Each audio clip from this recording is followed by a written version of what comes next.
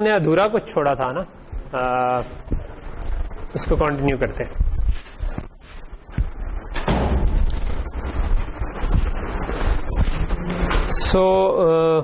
क्योंकि luckily videos बन रही है तो लास्ट टाइम के हमारे पास वीडियो मैंने उधर रोकी हुई है जिस जगह पे डिजाइन था, आपको नजर नहीं आ रहा हो शायद इतना अच्छा, लेकिन बेसिकली हमने किया ये था कि हमने एक BRAM कंट्रोलर को यूज करके BRAM बनाई थी, डुअल पोर्ट BRAM थी, और एक हमने कुछ रजिस्टर्स बनाए थे जो AXI रजिस्टर थे।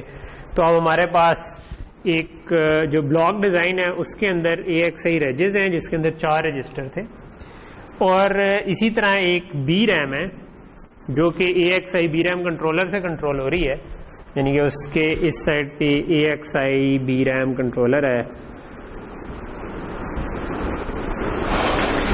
जो कि इसको लिखवा रहा है, और प्रोसेसर जो है ना वो आपका थ्रू जो भी AXI इंटरकनेक्ट इससे भी बात कर सकता है और इससे भी बात कर सकता है। इसका अलग एड्रेस था, इनका अलग एड्रेस था, और हम इन पे सारों पर रीड राइट कर सकते। सो हम जो ट्राई कर रहे थे वो ये कर रहे थे कि BRAM हमने डुअल पोर्ट लगाई थी, तो हम ये एक काइंड ऑफ हम कंप्लीट डिजाइन एग्जांपल करना चाह रहे थे जिसमें हम जो कि प्रैक्टिकली तो इतनी कोई कॉम्प्लेक्स नहीं है लेकिन उसमें हमें एक पूरे प्रोसेस से गुजर जाए।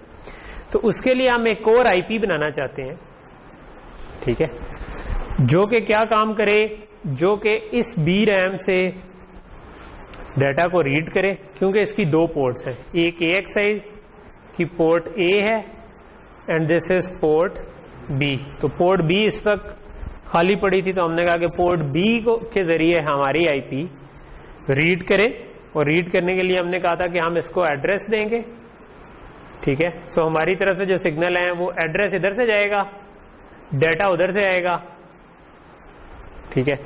और फिर हमने एक छोटा सा सर्किट बनाया था जो कि इसको सम करता जाएगा, ठीक है। तो ये वो वाला सर्किट की डायग्राम है जो अगर हम कोई लाइट शेड ऑफ करें तो शायद कुछ नजर आ जाए, ठीक है। मे बी ये वाली लाइटें ऑफ कर देते हैं, वो वाली ऑन करते हैं। कामरान ये कैमरे पे नजर आ रही है जो नीचे नीचे नहीं नजर आ रहे? अच्छा चलो ठीक है, मैं इनको साथ साथ अनाउंस करता चलूंगा कि ये क्या है, या रीड्रॉ कर लेता हूँ छोटा सा, उस जगह पे कुछ रीड्रॉ कर लेते हैं, ज्यादा बड़ी नहीं लग रही, वैसे इसको ना ही मिटाता, चलो एनीवे। सो कर हम ये रहे हैं कि हमारे पास हमने ये सोचा हुआ था कि इधर से हम रजिस्टर से एक स्टार्ट का सिग्नल कोई निकालेंगे, तो हमें इस IP को भी चेंज करना होगा, और जब वो स्टार्ट आएगा उसकी बेस पे हम एड्रेस को इंक्रीमेंट करना शुरू कर देंगे, ठीक है। और इसके साथ हमने शायद ऐड किया हुआ था कि अगर ये मैक्स को किसी पहुंच जाए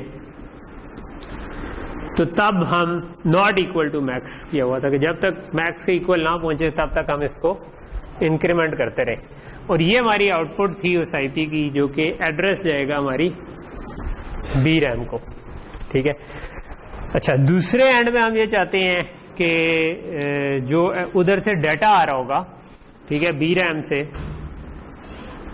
उसको हम सम करना चाहते हैं कि एक एडर है जो कि ऐड कर रहा है एक रजिस्टर जिसको हम 0 से स्टार्ट कर देंगे, उसमें डाटा जो आ रहा है बार बार, तो इधर से एड्रेस इंक्रीमेंट होता जाएगा, तो जो भी डाटा आता जाएगा वो हम ऐड करते जाएंगे। और इसको हमने काइंड ऑफ डिले किया हुआ था कि जब जो इसका इनेबल जा रहा है इसी के 2 डिलेड वर्जन हमने करके कि हम एड्रेस देते हैं, अगले साइकिल में उसका डाटा आता है, तो हमने उसके हिसाब से इसको 2 साइकिल का डिले करके इसका भी इनेबल बनाया हुआ था, ठीक है, ताकि ये जब आपका जब हमने आखिरी एड्रेस दिया होगा, आखिरी दफा इंक्रीमेंट किया होगा, तो वो इंक्रीमेंट हो, उसके 1 साइकिल बाद डाटा आएगा और उसके 1 साइकिल बाद सम हो जाएगा, तो वो 2 साइकिल हमारे पास उसके हिसाब से हमने कंप्यूट। और तीसरा काम हमने ये कहा था कि जब ये इनेबल आपका जब खत्म हो जाएगा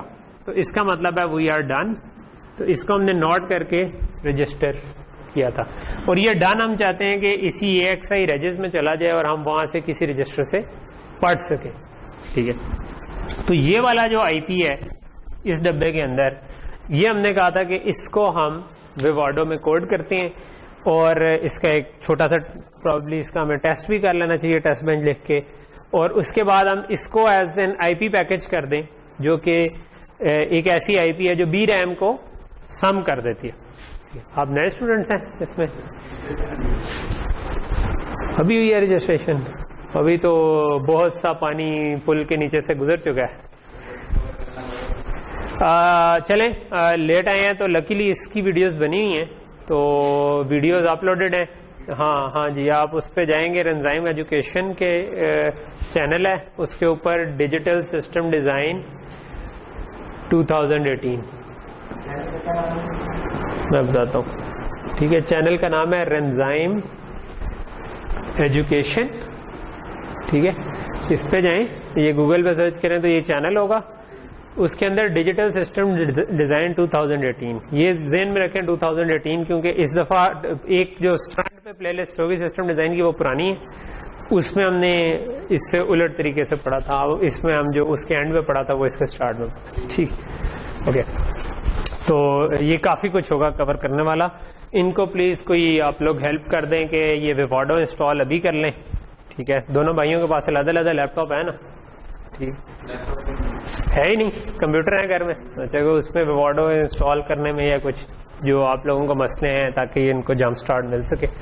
और जो इसमें हमने बहुत सारी एग्जांपल की हैं, वो सारी की सारी एग्जांपल जो है वो आप इम्प्लीमेंट करें दोनों इंडिपेंडेंटली करके, ठीक है। आप लोगों के इंडिपेंडेंटली वाले पहले भी मसाइल काफ़ी रहे, ओके। सो यहाँ तक चीज़ क्लियर हो गई कि हमने ये वाली लॉजिक बनाई थी, और अब हम इसको विवाडो पे बना रहे थे कि जब हमारी क्लास का टाइम खत्म हो गया, ठीक है। सो मैं उस प्रोजेक्ट को खोल लेता हूँ।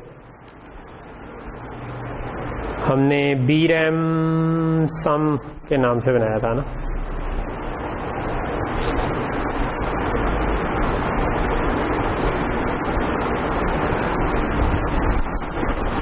ओके। सो ये हमने आरटीएल प्रोजेक्ट बनाया था, यानी इसके अंदर हमने कोई ब्लॉक डिज़ाइन नहीं बनाया था, और ये हमारे brams_sum.v है जिसमें हम कोड लिखना शुरू हो गए थे। इसको मैं बड़ा कर लेता हूँ, या इस तरह बड़ा कर लेता हूँ ताकि हमें कुछ नज़र आना शुरू हो जाए। और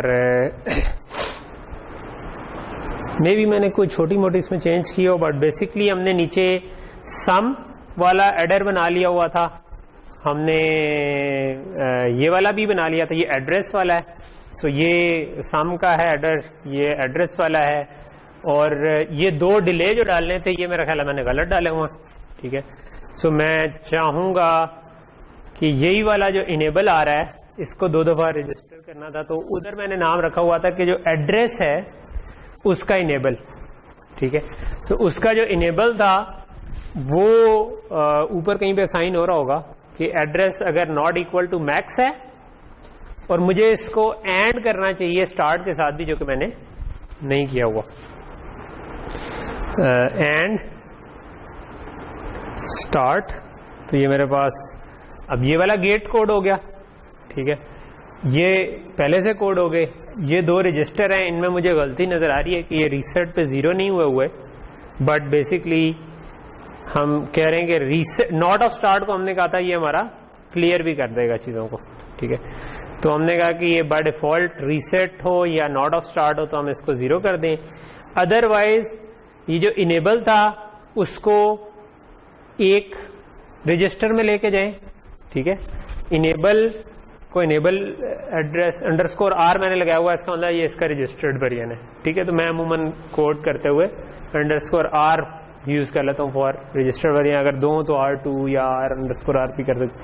और दूसरी दफा रजिस्टर करके, क्योंकि इस सम का इनेबल बनना था, तो एक रजिस्टर कोड किया, तो ये मैंने दोनों रजिस्टर इकट्ठे कोड किए हुए, एक ही ऑलवेज एट पॉजिटिव क्लॉक में दोनों को शुरू में 0 कर दिया। रीसेट अगर ना हो तो सिंपली जो भी इधर इनेबल आ रहा है उसको एक रजिस्टर्ड वेरिएंट और उसका दूसरा रजिस्टर्ड वेरिएंट, इस तरीके से। Okay, so basically it ensures कि आपका सम 2 साइकिल बाद तक रहेगा। तो मेरा ख्याल है कि there is no other thing left. इधर अगर हम देखें तो कुछ और रहता है, ये रजिस्टर, हाँ डन नहीं बना हुआ, डन नहीं बना हुआ। डन के लिए क्या करना है हमें, आउटपुट इधर कहीं पे डन है। एक तो मुझे रजिस्टर बनाना है क्योंकि मैंने उधर रेज ये यहाँ पर एक रजिस्टर बनाना चाह रहा हूँ और ये इसी का नॉट हो कि एक साइकिल लेट हो जाए, तो हम कह सकते हैं कि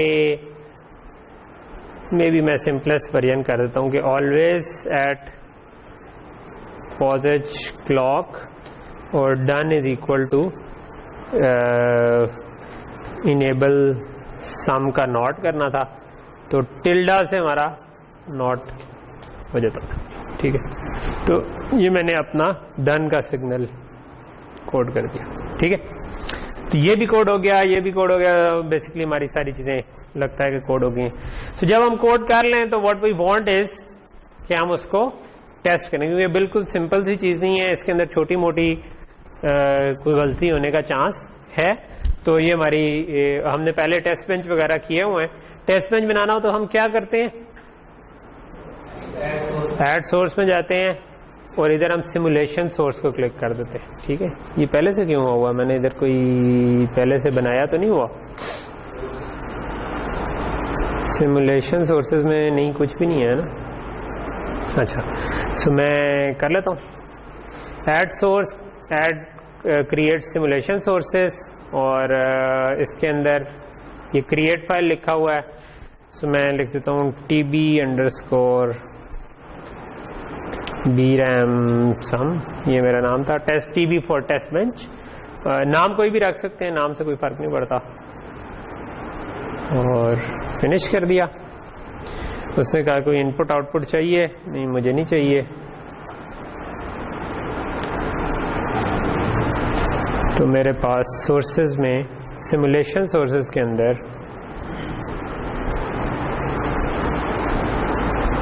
आ जाना चाहिए, आया नहीं, ऑन रेफरेंस ये आ गया। ठीक है, ओके।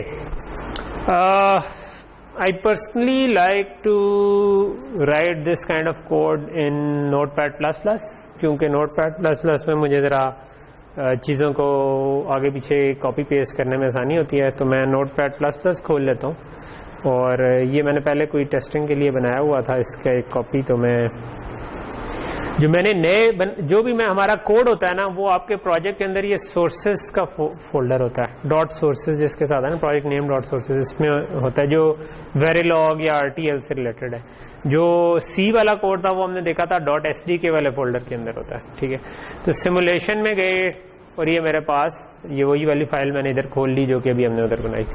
टेस्ट बेंच बनाते हुए हमने क्या कहा था कि हम इसी कोई इनपुट आउटपुट नहीं होती। टेस्ट बेंच में सबसे पहले हमें क्या करना होता है, हमें मॉड्यूल का इंस्टेंस बनाना होता है। ठीक है, तो मैं उसका आसान तरीका ये है कि मैं इधर से इसको बंद कर देता हूँ ताकि ये दो जगहों पे मॉडिफाई ना हो। तो मैं इस पूरे के पूरे को मॉड्यूल के आगे से उठाया, कॉपी किया और इधर ले गया। ठीक है, ये इसके ऊपर बहुत ही जमकट्टा बन गया। वैसे मैंने बहुत सी काम की खोली हुई है फाइलें जो मैं अपने काम में, चलो मैं ये करता हूँ क्लोज ऑल बट दिस। ठीक है, सब सारा वो ऊपर जो खुलनी थी वो बंद हो गई। मुझे अब काफ़ी टाइम लगेगा इनको दोबारा खोलने में, बट एनीवे ठीक है। सो एक इंस्टेंस का नाम हम देते हैं और दूसरा हम ये चाहते होते हैं कि इन सब को डिक्लेयर कर लें। ठीक है, यहाँ पर ये इनपुट आउटपुट करके नहीं बल्कि डॉट करके कनेक्ट होती हैं, लेकिन मैं उसको चेंज करता हूँ। उससे पहले मैं चाहूँगा कि इनमें से जौन सी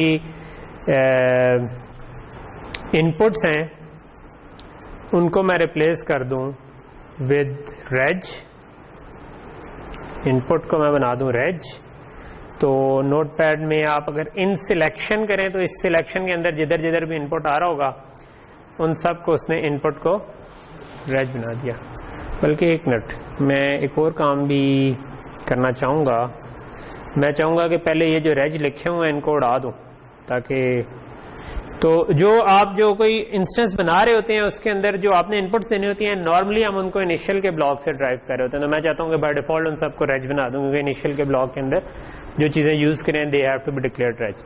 और जो मॉड्यूल की आउटपुट होती हैं वो हमेशा, जब आप इंस्टेंस बनाएं तो वो हमेशा वायर होती हैं। ठीक है, तो मैं सबसे पहले फिर ये करता हूँ कि मैं जो इधर रेज लिखा हुआ है उसको सिंपली इन सिलेक्शन उड़ा देता हूँ, तो रेज गायब हो गया। और जो इनपुट लिखा हुआ है उसको मैं बना देता हूँ रेज, ये हो गया।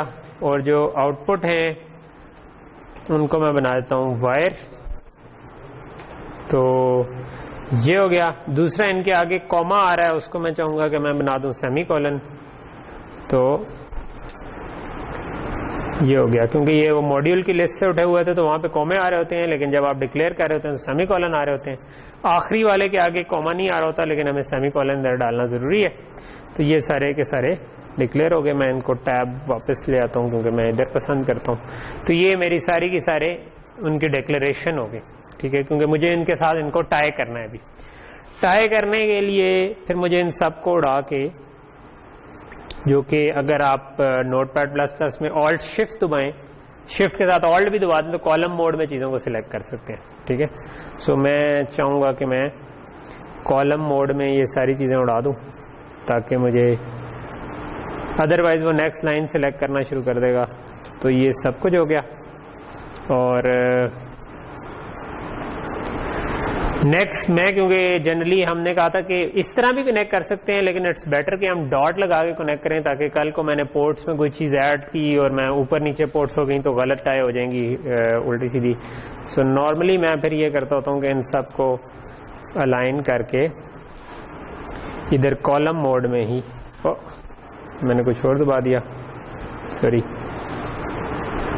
यहाँ पर लेट से कि मैं ब्रैकेट्स डाल देता हूँ और यही नाम है क्योंकि ऊपर डिक्लेयर हुए तो मैं इन्हीं नामों को इधर कॉपी करके पेस्ट कर देता हूँ, ठीक है। तो ये सारे के सारे डिक्लेयर हो गए। ये वैसे जो पुराना वाला था उसमें एक अच्छी चीज़ थी कि ये वाला काम ऑटोमेटिकली हो जाता था कि आप उस जब टेस्ट के सोर्सेज बनाते हैं तो वो आपसे पूछ लेता है कि इस मॉड्यूल के हैं, उसकी इंस्टेंशिएशन कर देता है। जो आईसिम के अंदर, आईएससी के अंदर, विवाडो के अंदर ये बाय डिफ़ॉल्ट मेरा ख्याल नहीं कर रहा होता, तो यह शायद मुझे पता नहीं है, ये भी है कि थोड़ा सर्च करें तो आपको कुछ मिल ही जाए। ओके, नेक्स्ट चीज़ है कि इसको क्लॉक जनरेट करना।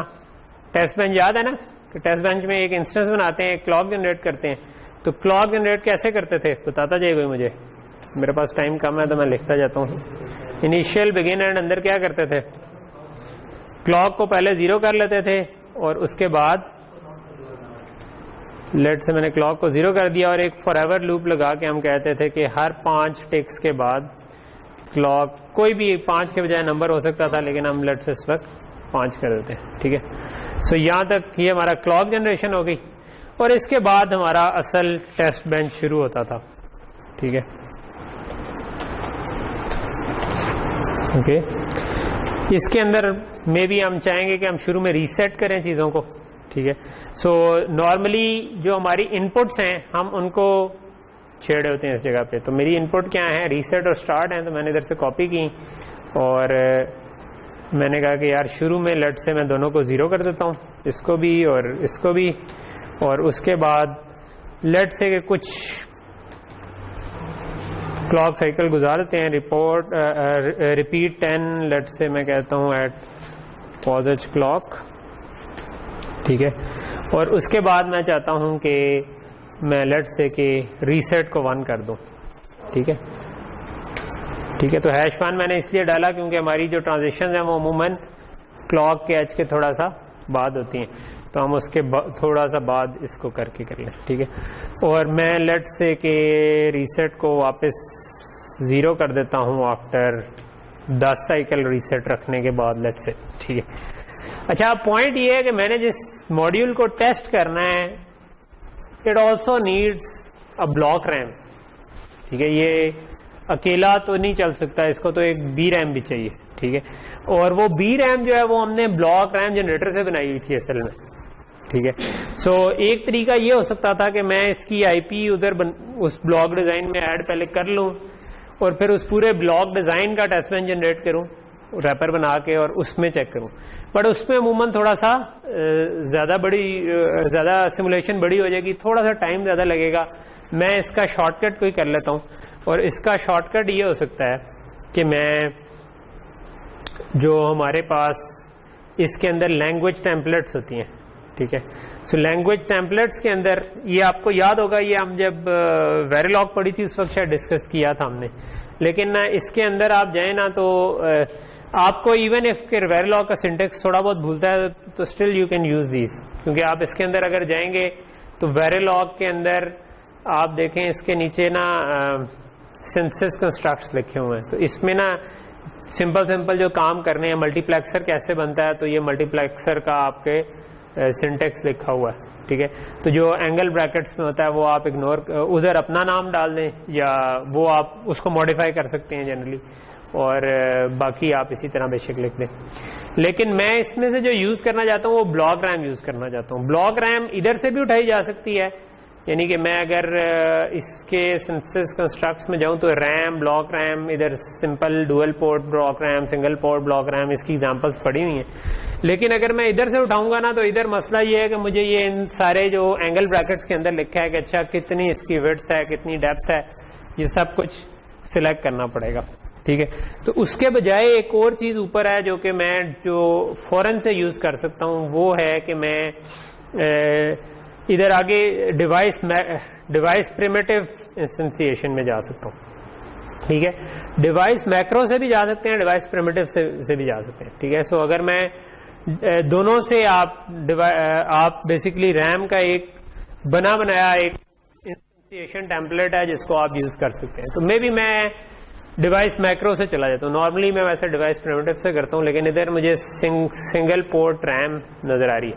अच्छा, हमें डुअल पोर्ट एक्चुअल में हमने यूज की हुई है जिसकी एक साइड AXI लिखवा रही है, लेकिन मैं लेट से कि सिंगल पोर्ट, क्योंकि मैंने तो सिर्फ इस वाली साइड को टेस्ट करना है, तो मुझे क्योंकि अदरवाइज दोनों के कनेक्शन देने पड़ेंगे तो सिंगल पोर्ट में मुझे कम काम करना पड़ेगा, तो I will just take single port. तो मैंने Artix 7 लिया है क्योंकि जो आपका जिंक है ना, उस जो जेबो के ऊपर लगा हुआ 7 सीरीज के इसमें FPGAs आ रहे हैं, उनमें जिंक हमारा जो है वो उसका जो FPGA पार्ट है वो Artix की तरह का होता है, ठीक है, जहां तक मुझे याद पड़ता है, ठीक है। But I think in templates में कोई शायद Artix और Kintex में फर्क ना हो, इस वाली टेम्पलेट में कोई और चीज हो तो वो फर्क हो सकती है, लेकिन ये वाली मोस्ट प्रोबेबली मेरे ख्याल में फर्क नहीं होगी। सो what I can do is कि मैं इस जगह पर किसी जगह पर भी मैं एंड पे कर देता हूँ, क्योंकि इसके अंदर बहुत सारे जीरोज आ रहे हैं, और मैं रैप अराउंड को बंद कर दूं। तो ये ना एक इंस्टेंसिएशन टेम्पलेट है, ये इतनी बड़ी इसलिए है क्योंकि इधर आपको बहुत से जीरोज नजर आ रहे हैं, ठीक है। असल में हमारे DRAM सिंगल मैक्रो लिखा हुआ है, कुछ पैरामीटर्स हैं, यहाँ सारे पैरामीटर्स यहाँ तक चल रहे हैं। असल में जो इंस्टेंस है वो इतना सा है, ठीक है, कि इसका आपका data out, address, clock, data in, enable, एक ऑप्शनल आउटपुट रजिस्टर होता है उसका इनेबल, रीसेट और राइट इनेबल। तो हमने यही सिग्नल पढ़े हुए हैं, write enable, data in, clock, और वो और एक सिर्फ ऑप्शनल रजिस्टर का इनेबल है और एक इनेबल का सिग्नल है जो इसमें एक्स्ट्रा आ रहा है। तो अच्छा, दूसरा मैंने आपको बताया कि रैम को आप कॉन्फ़िगर कर सकते। अच्छा, जब आप जो ब्लॉक मेमोरी जनरेटर से बनाते हैं या जिस तरह हमने BRAM कंट्रोलर से बनाई थी, तब आपको ये फायदा है कि आप किसी भी साइज की ब्लॉक रैम बना सकते हैं, ठीक है। तो आप साइज सेट करेंगे, वो नीचे ये एक्चुअल में एक ब्लॉक रैम है, ठीक है, वो ऐसी बहुत सारी जोड़ के बड़ी ब्लॉक रैम बना देगा। लेकिन हमने जो भी टेस्टिंग करनी है उसके पॉइंट ऑफ व्यू से इससे फर्क नहीं पड़ता कि वो ठीक है, वो बड़ी होगी, हम इसको जो हमारा मैक्सिमम है ये चेंज करना पड़ेगा कि जो हमने मैक्स की लिमिट लगाई हुई है वो चेंज कर दें, कि वो हमने जरा ज्यादा लगाई होगी इसमें छोटा। तो ये नॉर्मली ना ये होती है 18 किलो बिट्स की रैम, ठीक है। ये मैक्रो है, ये दोनों तरह की, ये 36 या 2 मिल के 36 भी बन जाती हैं। इसके ऊपर इसने ना एग्जाम्पल भी दी हुई है कि आप रीड बिट्स और राइट बिट्स को चेंज कर सकते हैं। तो मैं इधर आप देखें तो इधर रीड बिट्स और राइट बिट्स 0 रखी हुई है, मैं चाहता हूं कि ये 32 बिट वाइड हो, ठीक है, कि हमारा डाटा जो है वो 32 बिट वाइड हो, ठीक है। और इनिट फाइल में कोई नहीं दे रहा, मैं कह रहा हूँ 18 किलो बिट वाली रैम है, ठीक है। और राइट मोड ये होती है, राइट मोड होती है कि अगर एक ही जगह से, क्योंकि डुअल पोर्ट रैम में होता है कि आप एक ही जगह से रीड और राइट एक वक्त में कर सकते हैं, तो उसमें ये दोनों मोड अलाउड करता है कि अगर आप रीड फर्स्ट रखेंगे तो इसका मतलब है वो पहले रीड करेगा जो रीड वाली है उसको पुरानी वैल्यू मिल जाएगी और राइट वाली नहीं, राइट फर्स्ट करेंगे तो फिर नई अपडेटेड वैल्यू मिल जाएगी। तो आप जिस तरह यूज करना चाहें, ये सिंगल पोर्ट रैम है, इसमें इससे कोई भी फर्क नहीं पड़ता। बाकी ये जो वैल्यूज हैं ये वो कंटेंट है जिससे ब्लॉक रैम इनिशियलाइज होगी। एक और वजह ये मैक्रो यूज करने की ये भी है कि मुझे जो आप दूसरा वाला कोडिंग एग्जांपल से उठाए ना, तो उसमें आप फाइल से रीड तो कर सकते हैं लेकिन वैसे इनिशियलाइज रैम नहीं होती उसके अंदर। तो मैं रैम को इनिशियलाइज भी करना चाह रहा हूं तो ये 0 से इनिशियलाइज हुई है सारी, ठीक है। यानी कि ये जो 256 टिक H लिखा हुआ है ना, अगर मैं इसके अंदर कंटेंट चेंज कर दूंगा तो ये मेरे शुरू की पहली 256 बिट्स है, ठीक है। फिर अगली 256 बिट्स, और ये बहुत सारे जीरोज इसलिए क्योंकि ये पूरी की पूरी 36 किलो बिट की उन्होंने ऑप्शन दी हुई है। 18 किलो बिट तक अगर रैम यूज करें तो 18 तक, अगर 36 वाली करें तो 36 तक, दोनों को आप यूज करें। तो मैं चाहूंगा कि यार मैंने जो रैम पे मैं जब एड्रेस दूं तो वहां से जो डाटा है वो सिर्फ 0 ना हो।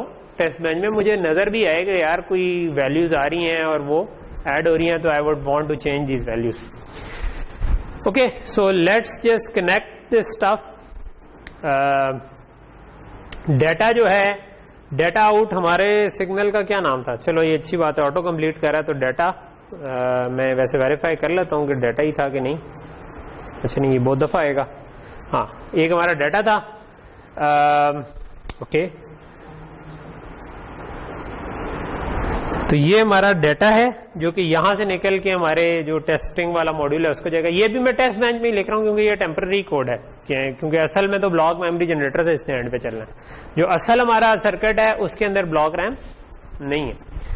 डाटा आउट के साथ डाटा टाई कर दिया, एड्रेस के साथ एड्रेस टाई कर देते हैं, मेरा ख्याल है मैंने यही नाम ही रखा था। क्लॉक के साथ हम क्लॉक टाई कर देते हैं।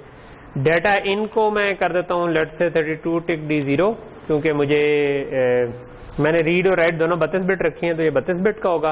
तो मैंने इस पे कभी लिखवाना नहीं है, मतलब हमारा जो सर्किट है वो बी रैम को सामी कर रहा है सिर्फ। तो जो इस पे लिखवाने वाली लॉजिक है वो AXI की साइड से हो जाएगी, और अभी टेस्ट बेंच में हम इधर हार्ड कोड खुद कर देंगे वैल्यूज। और इनेबल को मैं 1 कर देता हूँ क्योंकि मैं चाहता हूँ कि ये 1 ही हो, हमेशा इनेबल हो। लेट्स से ये मुझे नहीं पता ये कौन सा इनेबल था, लेट्स से मैं इसको भी 1 कर देता हूँ ठीक है। और रीसेट को रीसेट से टाई कर देता हूँ। राइट इनेबल अगर मैं देखूं ना तो इधर इन्होंने लिखा हुआ है कि width defined by right port. जो ब्लॉक रैम का राइट इनेबल होता है ना, वो आपकी अगर 32 बिट की है, ठीक है, तो इसका मतलब है ये 4 बाइट्स है। तो ये हर बाइट के लिए नहीं, ये 4 बिट का फिर नंबर होगा कि हर बाइट का अलग अलग इनेबल होगा। तो मैं इसको कहता हूँ 4 टिक नहीं B1111, ठीक है। तो मैं चारों को इनेबल कर देता हूँ, नहीं बल्कि सॉरी मुझे तो कुछ लिखवाना ही नहीं है तो मैं इसको 0 कर देता हूँ, ठीक है। मैं तो सिर्फ रीड कर रहा हूँ, ठीक है। अगर मैंने लिखवाना होता तो मैं अगर हमेशा 32 लिखवानी थी तो मैं ऑल वंस कर सकता था। सो यहां तक हमारी सारी पोर्ट्स ट्राई होगी, ठीक है। सो इसका मतलब है कि एटलीस्ट अब ये हो गया है कि हमारा ब्लॉक भी लग गया ये वाला और उसके साथ रैम भी लग गई, और हम साथ चाहेंगे कि इसके जो डाटा है रैम का, इसमें लेट से कि मैं पहली 3-4 वैल्यूज पे कुछ लिखवा देता हूँ, ठीक है। सो ये जो मेरी शुरू की वैल्यूज हैं, लेट से कि मैं पहली वैल्यू लिखवाता हूँ 1 1 2 3 4, लेट से अंडरस्कोर से मैं 4 को डिफ्रेंशिएट कर लूँ 1 2 3 4। यहाँ पर मैं लिखवाता हूँ 2 1 2 3 4 2 3 4, फिर इधर मैं इसको 3 करता हूँ 1 2 3 4 1 2 3 4, और लेट से कि मैं आखिरी 4 कर देता हूँ, ठीक है। तो ये मेरे पास 8 बिट में 8 ये एक हेक्स का डिजिट है। तो हेक्स का डिजिट जो होता है वो 4 बिट को रिप्रेजेंट कर रहा होता है। तो ये 8 मिलाकर 32 बिट्स बन जाएंगी। तो पहली 32 बिट में 1 हो, अगली में 2 हो, अगली में 3 हो। इस तरीके से मैं लिखवाना चाह रहा हूँ इसके अंदर, ठीक, ओके। और अब टेस्ट बेंच में मुझे क्या करना है? तो मैंने ये रैम को तो इनिशियलाइज कर दिया। अब मैं चाहता हूँ कि बेसिकली तो हमारे सर्किट को हमने कहना था स्टार्ट, उसके बाद उसमें हमें कहना था डन, जब वो सारे के सारा कर लेगा, और तब उसके पास काउंट की वैल्यू होनी चाहिए थी। और क्योंकि हम सिमुलेट कर रहे होंगे तो हम वेव फॉर्म के अंदर देख सकते हैं कि वो एक्चुअल में ठीक चल रहा है या नहीं चल रहा। तो हमने बेसिकली स्टार्ट को 1 करना है। तो मे बी मैं इधर जो मैंने पॉज क्लॉक डाला हुआ है इसके आगे मैं थोड़ा सा रीसेट 0 करने के बाद थोड़ा टाइम गुजारता हूँ और उसके बाद मैं कह देता हूँ कि स्टार्ट इज इक्वल टू 1 और उसके बाद maybe I can wait for done.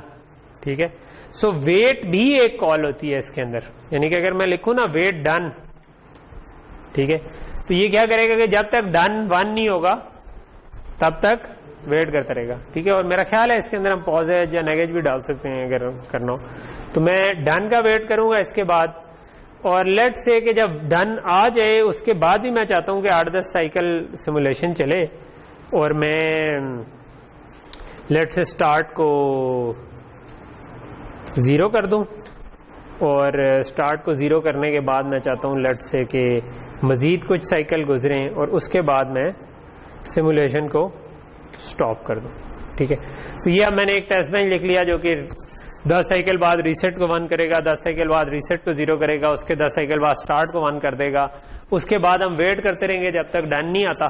ठीक है, और उसके बाद हम कहते हैं 10 साइकिल बाद स्टार्ट को 0 कर देंगे और उसके 10 साइकिल बाद हम सिमुलेशन को रोक देंगे ताकि हमें एंड से भी थोड़ा नजर आ जाए। अगर मैं उधर ही रोक देता वेट डन पे तो वो मुझे नजर नहीं आना था कि हाँ डन जैसे ही 1 मिला वहीं पे सिमुलेशन रुक गई।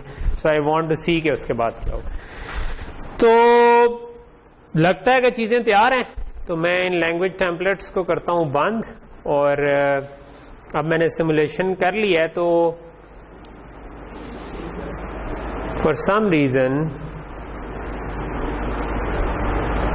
चलो मैं रन सिमुलेशन करके देखता हूं। मेरे पास वैसे इस जगह पे नीचे नजर आ रहा होना चाहिए था कि उसको ओके। सो इसने कहा जी एरर आ गए और जब एरर आ जाते हैं इस वक्त आपको ये जरा ज्यादा अच्छा नहीं नजर आ रहा है, बट आई वुड ये जो TCL कंसोल है ना इसके ऊपर आपको एरर नजर आ रहे होते हैं। ठीक है, मैं इसको जरा बड़ा कर देता हूं, इसमें कहीं पे एरर आए होंगे ऊपर।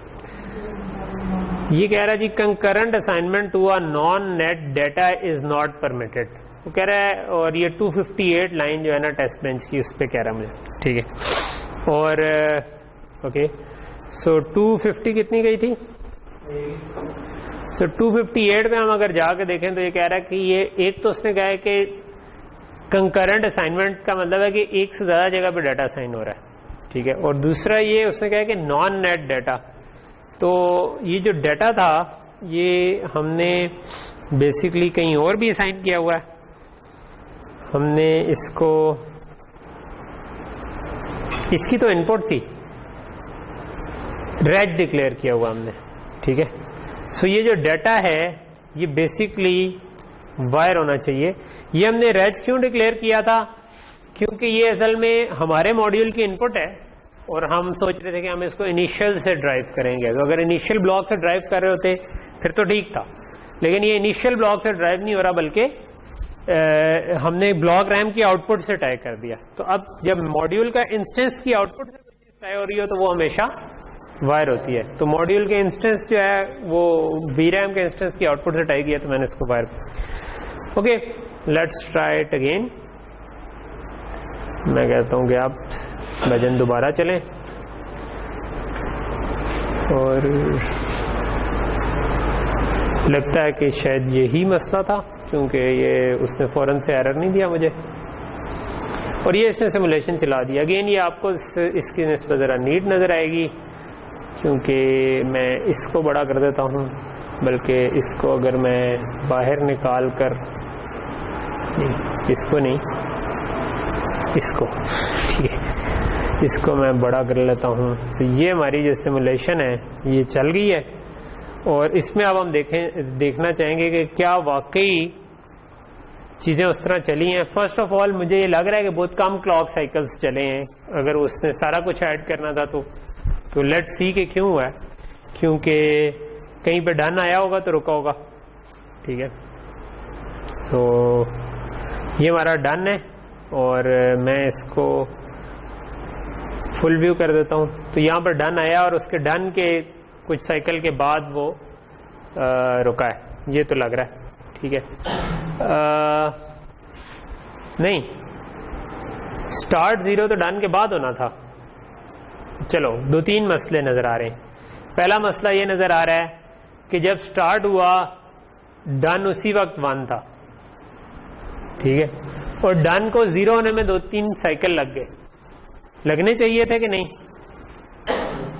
अगर हम अपने डिजाइन पे आ जाएं तो डिजाइन में हमने क्या किया हुआ था कि इनेबल जो था डन निकल रहा था सम के इनेबल से, जो कि कमरान इस तरफ करना जरा, ये डन जो है ना वो इस 3 साइकिल के बाद आ रहा है, यानी कि ये जो इनेबल आ रहा है स्टार्ट एंड नॉट मैक्स, और ये उसके 3 साइकिल बाद आ रहा है। जब भी स्टार्ट आएगा तो डन उससे 3 साइकिल लेगा, तो इसका मतलब जब हम स्टार्ट करेंगे डन तो उसी वक्त होगा, ठीक है। तो लेकिन वो डन 0 हो जाएगा 2-3 साइकिल के बाद, और हमने असल में बाद वाले डन का इंतजार करना था। हमने क्या किया, हमने तो स्टार्ट करने के फौरन बाद चेक किया कि भाई डन पे वेट करो, तो वो डन पे वेट जो है वो फटाफट ही खत्म हो गया क्योंकि उसे उसी वक्त मिल गया। तो ये जो कम चल रही है उसकी ये वजह है। सो हम ऐसा करते हैं कि जो टेस्ट बेंच में हमने वेट किया हुआ था, क्या हाल है इसका कि वेट करने से पहले कुछ क्लॉक साइकिल्स हम गुजार दें। मे भी मैं कहता हूं कि मैं कोई 5 क्लॉक साइकिल गुजार देता हूं, उसके बाद मैं डन का इंतजार करूंगा, ठीक है, और मैं ये करके दोबारा सिमुलेशन रन कर देता हूं। कहता है कि भाई पहले भी चल रही थी, उसको बंद कर दें। मैंने कहा जी बंद कर दें।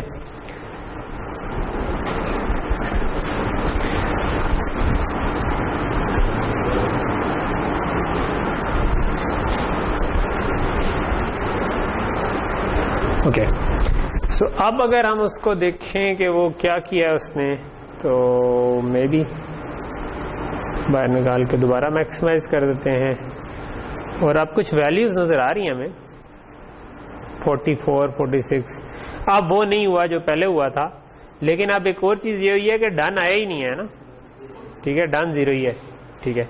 सो अब हमें ये फिगर आउट करना है कि डन 0 क्यों है, लेकिन उससे पहले प्रोबेबली हमें ये देखना चाहिए, चलो डन को तो हम बाद में देखते हैं, पहले हमें ये देखना चाहिए कि जिस तरह हम एंटिसिपेट कर रहे थे क्या ये उसी तरह चल रहा है कि नहीं, क्योंकि हमने इस ब्लॉक रैम के स्टार्ट में 1, 2, 3 एंड 4 लिखवाया था। तो क्या एड्रेस वाकई इंक्रीमेंट हो रहा है, और जब वो इंक्रीमेंट होता है तो क्या सम का रजिस्टर उसी तरह काम कर रहा है जिस तरह हम एंटिसिपेट कर रहे थे कि जिस वक्त 1 के बाद 2 आया तो 1 और 2 को ऐड कर दे, और 2 के बाद 3 आया तो 3 को बीच में ऐड कर दे। तो हम इधर सम के रजिस्टर और एड्रेस के रजिस्टर पे थोड़ी सी नजर मारते हैं, ठीक है। तो यहां पर हम जूम इन करना शुरू करते हैं। तो यहां पर हमें नजर आ रहा है कि एड्रेस 0, 1, 2, 3 ये तो चल रहा है, ठीक है। अच्छा, एड्रेस 0, 1, 2, 3 चल रहा है, उसके हिसाब से जो डाटा आ रहा है, जब एड्रेस 0 था तो 0 आ रहा था, 1 था तो 0 था तो 1 आ रहा था, लेकिन नहीं, ये 1 नहीं आ रहा था, ये मेरे पास आ रहा है 0, 0, 0, 1 और फिर 4 जीरोस, फिर 0, 0, 2, फिर 4 जीरोस। सो इससे अपेरेंटली लग रहा है कि ये जो हमने डाटा उठाया है उसकी 32 बिट्स में जो LSBs हैं, जो हमने जहां पर लिखवाया था उसकी LSBs इस साइड पे नहीं बल्कि इस साइड पे है, ठीक है। यानी कि वो जो होता है ना लिटिल एंडियन और बिग एंडियन, के आपका एंड लिटिल एंड कौन सा है, बिग एंड कौन सा है, तो ये मुझे उसका फर्क लग रहा है, ठीक है। सो उसको हम इस और दूसरी चीज 1 मिनट के जो एड्रेस हमारा जैसे ही 1 हुआ है तो हमारा डाटा चेंज हुआ है, 1 हुआ है तो अगले साइकिल में डाटा चेंज हुआ है। तो इसका मतलब है कि जो हमारे वो 256 हेक्स में लिखा हुआ था उसके राइट साइड पर ही लिखना था। अगर वो उस वक्त ना चेंज हुआ था, थोड़ा ठहर के चेंज हुआ था, इसका मतलब था कि हम लेफ्ट साइड पे, तो उठा वो उसी एंड से रहा है, मगर उसकी जो LSBs और MSBs हैं उनमें कुछ मुझे फर्क लग रहा है, ठीक है। सो मैं इसके अंदर चेंज कर देता हूं, मे बी बल्कि उधर भी खुली हुई है तो इधर ही चेंज कर देता हूं, ये जो मेरे विवाडो में खुली हुई है फाइल। सो लेट्स से कि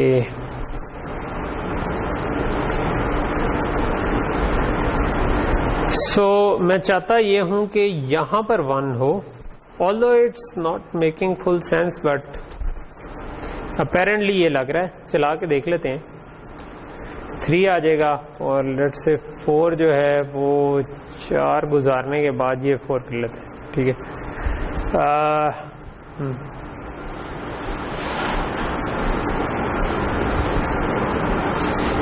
अगर वो इस एंड से उठा रहा था उस एंड से उठा रहा था, तो वैसे अगर बाइट वाइज उठा रहा था तो उसको एमएसबी पे आना चाहिए था, मतलब वो it's not making full sense, but जो अभी देख के नजर आ रहा है मैं उसको चला के देखता हूँ।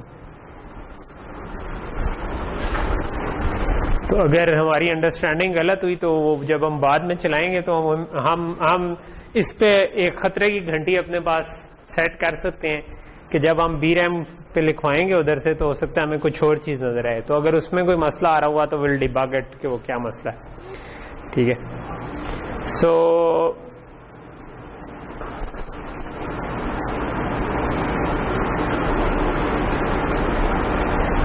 अब चेक करते हैं।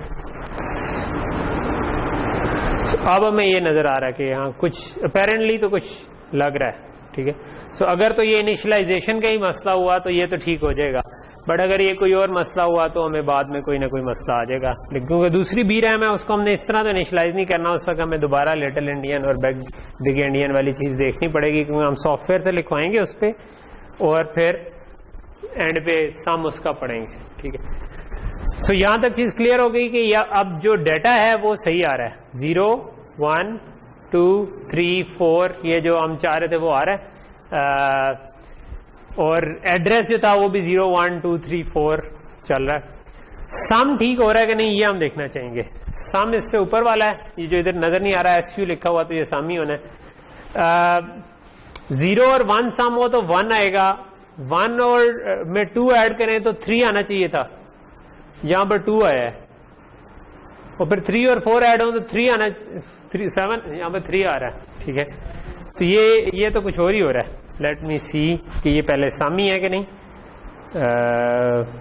क्योंकि इसमें और खैर इस नाम का कोई था नहीं, तो it should be sum, it is sum. और मैं इसको थोड़ा सा चला के देखने की कोशिश करता हूं, तो ये तो 1 2 3 4 5 6 आ रहा है। इससे लग रहा है कि शायद हमने कोई RTL में गलती की है। ठीक है, कि RTL में हमने ऐड कुछ गलत किया होगा, तो हम जाके देख लेते हैं कि सम क्या कर रहा है। ठीक है, सो RTL में ये हमारा सम सिग्नल है, हम देखते हैं कि ये सम कहां पर है। ये हमारा रजिस्टर था, इसमें हमने sum is equal to sum plus 1 किया हुआ है। हमने क्या करना था, सम के अंदर डाटा को ऐड करना था। ठीक है, तो डिबगिंग का मकसद यही होता है कि अगर हम इस जगह पर बगैर सिमुलेट किए सर्किट को FPGA पे लेके जाते हैं तो उधर वो साइकिल ज्यादा लंबा होना था कि भाई आउटपुट क्यों नहीं आ रही, और वहां पर फिर हम परेशान होकर बैठ जाते क्योंकि कुछ नजर नहीं आ रहा।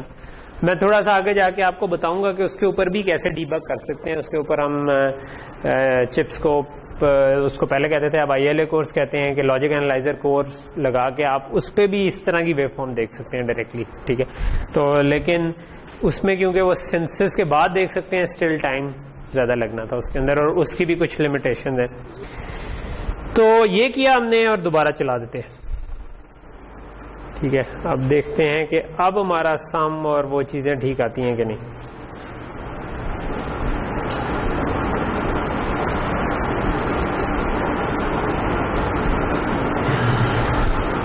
थोड़ा टाइम ज्यादा लेता है ना, छोटी सी सिमुलेशन है, इतनी मासूम सी सिमुलेशन पे तो इसको फटाफट आउटपुट करनी चाहिए।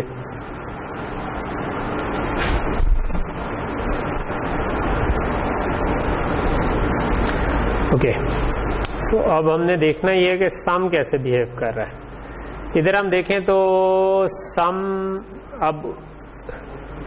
अब वैसा तो नहीं कर रहा, लेकिन ठीक नहीं कर रहा, क्योंकि सम 0 से 1 पे जाने के बजाय 2 पे गया है, 2 से 5 पे गया है, 5 से 9 पे गया है।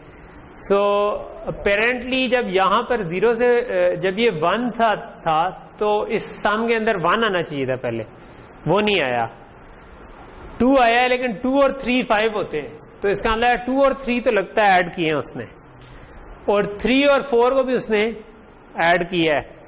तो प्रॉब्लम ये है कि भाई 1 हमारा किसी वजह से मिस हो गया। 4 और 5, हाँ 3 2 और 3 को जब ऐड किया था तो 5 बना, 5 और 4 को ऐड किया तो 9 बना। हाँ, एक मिस किया है मुझे अपेरेंटली, जो लग रहा है इसने 1 को मिस किया, और वो इधर लग भी रहा है। अगर हम इस वेव फॉर्म को देखें ना कि इधर 1 से 2 हुआ था तो there should have been an addition here, so हमने जो वो कैलकुलेट किया था वो हमने ये किया था कि हम एक साइकिल में एड्रेस देंगे, उससे अगले साइकिल में डाटा आएगा, उससे अगले साइकिल में वो ऐड होगा जिसके लिए हमने ऐड किया था। अच्छा, इधर ये हो रहा है कि हम जब पहली दफा इंक्रीमेंट करते हैं तो पहला वाला डाटा बाय डिफॉल्ट इनेबल पहले से पड़ा होता है ना, 0 पे जो डाटा है वो पहले से ही आ रहा है, ठीक है। जब एक साइकिल में एड्रेस देते हैं तो 1 हो जाता है, दूसरे साइकिल में एड्रेस पे जो डाटा था वो निकल आता है, तीसरे साइकिल में वो ऐड हो जाता है। तो वो उस हिसाब से ठीक चल रहा है, लेकिन हमने जो चीज मिस की थी डिजाइन करते हुए वो ये की थी कि हाँ, पहले साइकिल में बाय डिफॉल्ट हमारे पास वो जो 0 एड्रेस क्योंकि रीसेट से चल रहा है तो 0 एड्रेस का डाटा तो हमें इनेबल पहले से होगा। तो इसका मतलब है कि हमने वो जो 2 रजिस्टर डाले थे उसके बजाय हमें एक रजिस्टर डालने की जरूरत थी। तो हम इधर अपनी दोबारा आरटीएल में आ जाते हैं और हम आरटीएल के अंदर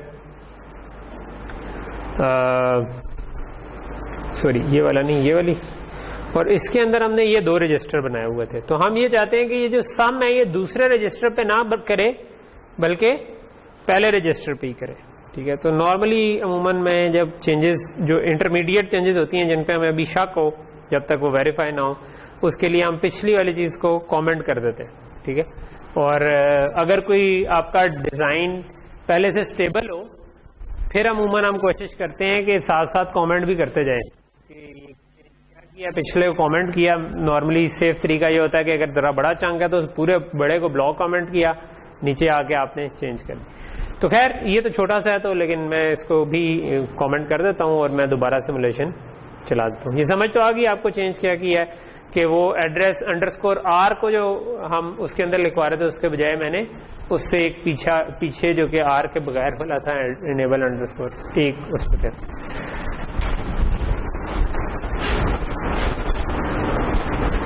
ये उसी तरह जिस तरह लॉजिक डिजाइन में सिमुलेशन थी, हम बैक ट्रेस करते थे कि कहाँ से जो गेट पे गलत आउटपुट आ रही है वहां से हम वापस आते हैं। तो इधर भी जिस आउटपुट पे गलती हो रही है हम जाके आरटीएल में उसको चेक करते हैं कि आरटीएल में वो क्या था। यानी मैंने जब भी किया सम गलत आया, मैं सम की आरटीएल देखी और उधर से चेक किया, ठीक है। सो अभी अब जाके देखते हैं कि कुछ हमें क्या एक साइकिल काम करने से अफाका हुआ है कि नहीं हुआ।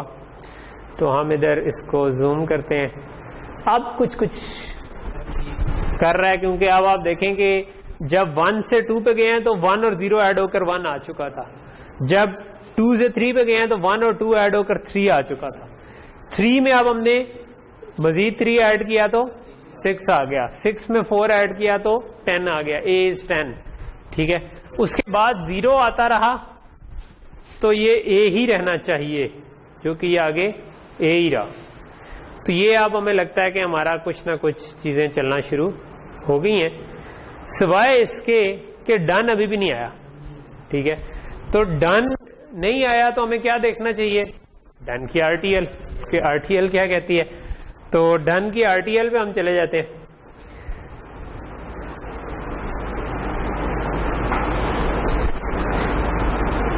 यहां कहीं पे हमने स्टार्ट में शायद बनाया था ना, डन जो है हमने कहा था कि जब सम का इनेबल खत्म हो जाए, और सम का इनेबल जो था वो एड्रेस इनेबल का डिलेड वेरिएंट था, और एड्रेस इनेबल ये है सामने, ठीक है। सो ये जो हमारा इधर भी बता रहा है कि जब हम मैक्स तक पहुंच जाएंगे उस वक्त हमें रुक जाना चाहिए और उस वक्त इनेबल। तो पहली चीज है कि हम मैक्स पे पहुंचे कि नहीं, ठीक है। तो मैक्स हमने क्या रखा हुआ है, मैंने पैरामीटर डिफाइन शायद कहीं पे किया होगा, 1023 किया हुआ था। सो अब क्वेश्चन ये है कि क्या हमारा एड्रेस बढ़ता बढ़ता कहां तक पहुंचा था। ये तो 1A 1B 20 28 एड्रेस चलता जा रहा है, बट इसको अगर मैं डेसिमल में लिखना चाहूं तो रेडिक्स में जाकर मैं अनसाइंड डेसिमल लेट से कर देता हूं। तो ये तो एंड पे भी 70 तक पहुंचा है, ठीक है, डेसिमल में। तो अभी सिमुलेशन एक्चुअली पूरी चली नहीं है, डॉलर स्टॉप पे नहीं रुकी, बल्कि ये उसने कोई खुद से 1000 नैनोसेकंड पे रोकने का किया हुआ था। तो हम उसको विवाडो में कंटिन्यू कर सकते होते हैं। यहाँ कहीं पे ऑप्शन होगी कि रन ऑल कर देता हूँ मैं। ठीक है, अब वो डॉलर स्टॉप पे जाके रुकना चाहिए उसे, या रुकेगा ही नहीं। हाँ, अब जाके रुक गया। अच्छा, इधर मुझे क्यों नहीं नजर आ रहा? अच्छा, वो उस तरफ गया हुआ था। ठीक है, तो अब ये डॉलर स्टॉप पे जाकर, तो इसका मतलब है कि वो डन इवेंचुअली आया, उसके बाद स्टॉप वापस नीचे गया।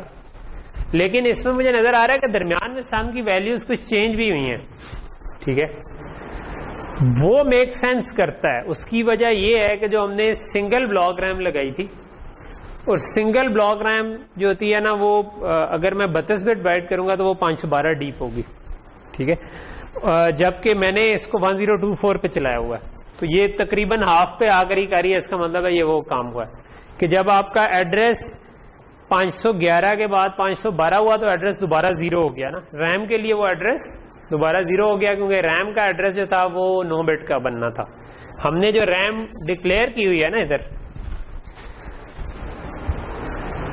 ये हमने कहा हुआ है कि ये आपने एक टेबल नजर आ रहा होगा आपने कमेंट्स में, इन्होंने रैम जब इंस्टेंशिएट करते हैं उसमें उन्होंने कहा है कि अगर आपने 18 किलो बिट रखी है ना, तो और 19 से 36 बिट के दरमियान कोई भी आपने उसकी विड्थ रखी है, तो इसका मतलब है कि वो 512 डीप होगी। ठीक है, तो हमने क्योंकि यहाँ पे पैरामीटर्स में इसको 18 किलो बिट का हुआ है ये सामने ये जगह पे। ठीक है, और मैंने इसकी विड्थ जो है 32 रखी है, जो कि 19 और 36 के दरमियान है। तो इसका मतलब है कि इसकी डेप्थ कितनी होगी? 512, क्योंकि मैं ये टेस्टिंग के लिए मैंने लगाई थी ना। असल में रैम इससे बड़ी ही लगी हुई है जो ब्लॉक रैम मेमोरी जनरेटर से हमने बनाई थी। तो इसमें अगर ये दोबारा हो भी गया तो इट डजंट मैटर। ठीक है, तो ये हमारा बन गया टेस्ट बेंच से हमने वेरीफाई कर लिया कि ये मोरलेस ठीक काम कर रहा है, और आखिर में जाके डन भी असर्ट हो जाता है। तो अब हम क्या कर सकते हैं, जो जिस मकसद के लिए था कि मैंने आपको शुरू में क्लास के बताया था कि हम अब चाहते हैं कि इस आईपी को पैकेज कर लें। ठीक है, सो इस आईपी को पैकेज करने के लिए हम क्या करेंगे, ये भी मैंने आपको लास्ट टाइम एग्जांपल करके बताया था कि इसमें एक ऑप्शन है create and package new IP की, और उसमें एक ऑप्शन है कि आप नया, जब हमने रेजिस बनाए थे तो हमने नया AXI पेरिफेरल बनाया था। इस केस में हम चाहें तो नया भी बना सकते हैं, लेकिन हम नया नहीं बनाना चाहते, हम इसको पैकेज करना चाहते हैं। तो मैंने पैकेज योर करंट प्रोजेक्ट को कर दिया, नेक्स्ट किया, इंक्लूड XCI फाइल, इसमें कोई है ही नहीं तो उससे कोई फर्क नहीं पड़ेगा। तो उसने मुझे ये चीजें दिखाना शुरू कर दी। यहां पर हम अपना वेंडर में अपना जो भी नाम रखना चाहें, लाइब्रेरी का अपना नाम वगैरह रख सकते हैं। कंपैटिबिलिटी की किन FPGA से कंपैटिबल है, फाइल ग्रुप्स और पोर्ट्स एंड इंटरफेसेस हम एक दफा नजर मार लेनी चाहिए। हमारे यही सिग्नल है, स्टार्ट, डन, सम, एड्रेस, डाटा, तो ये यहीं पे आ रहे हैं। ठीक है, इनकी विड्थ भी आ रही है कि ये कितनी विड्थ का है, मेरा ख्याल है नहीं, डायरेक्शन आ रही है, साइज लेफ्ट, साइज राइट है, राइट लेफ्ट का मुझे नहीं पता क्या होता है, एनीवे ठीक ही लग रहा है। ठीक है, और कुछ इसने खुद से डिटेक्ट कर लिए हैं कि ये क्लॉक और रीसेट है, तो उसने क्लॉक एंड रीसेट सिग्नल का ग्रुप बना दिया है। एड्रेसिंग मेमोरी कोई है नहीं, गुई इसकी यहाँ से अगर कुछ नजर आ जाए तो उसमें कोई हर्ज नहीं है कि हम एक दफा देख लें कि ये हमें देखने में कैसा लगेगा। लेकिन ये हमने शायद देखा था कि जब मैं इसको बड़ा करता हूँ तो ये कोई ये आपके पास ठीक आएगी, ये आपको उस तरह का डब्बा नजर आ रहा होगा कि जिस तरह होता है। तो कोई बात नहीं, मैं रिव्यू एंड पैकेज आईपी पे क्लिक करके मैं कहता हूँ कि पैकेज कर दे, और इसने BRAM सम जो भी था वो बना लिया। ठीक है, तो यहां तक चीज ओके हो गई। अच्छा, अब ये वाली जो थी ना, ये हमने एक प्रोजेक्ट बनाया, उसकी आईपी पैकेज कर ली, जो बिल्कुल RTL प्रोजेक्ट था जिसमें हमने ब्लॉक डिजाइन नहीं रखा, और उसको हमने पैकेज करके बना दिया। जो हमारा असल प्रोजेक्ट था जिसमें हमने BRAM और रेजिस रखे हुए थे, अब मैं उसको खोल लेता हूं, और उसके अंदर मैं चाहता हूं कि ये वाली आईपी जो है उसका इंस्टेंस बनाएं और उसको कनेक्ट करें, क्योंकि असल में हम क्या चाहते हैं कि रेजिस से सिग्नल आए स्टार्ट का, और ये BRAM को स्टार्ट करे, और फिर हम उसमें कोड में चेंजेस कर सकें। तो लेट्स डू दैट। और मैं हमारा जो प्रोजेक्ट था पुराना जिस पे हम पिछली क्लास में काम कर रहे थे, उसका नाम था AXI BRAM। तो कह रहे ये ओपन है, उसे क्लोज कर दें। हाँ जी, क्लोज कर दें। Do you want to save 30 changes नहीं, डिस्कार्ड कर दें। ये वेव फॉर्म का पूछ रहा था कि उसके अंदर चेंजेस सेव करने की ज़रूरत है कि नहीं, क्योंकि वो उसको क्लोज कर रहा है और ये नया प्रोजेक्ट खोल देगा।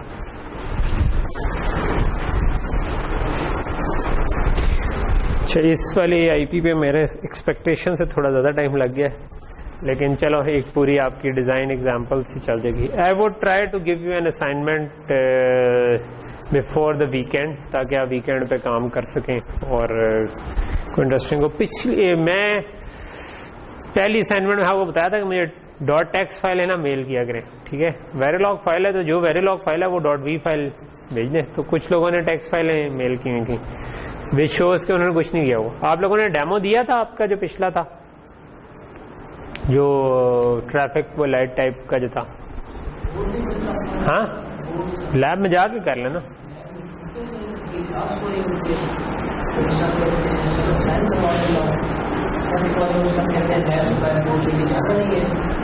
नहीं, लैब से बाहर तो चलो जाने के लिए आपको चाहिए कोई अथॉरिटी की परमिशन, लेकिन आप लैब के अंदर आप कह रहे हो लैब फ्री है ही नहीं किसी टाइम।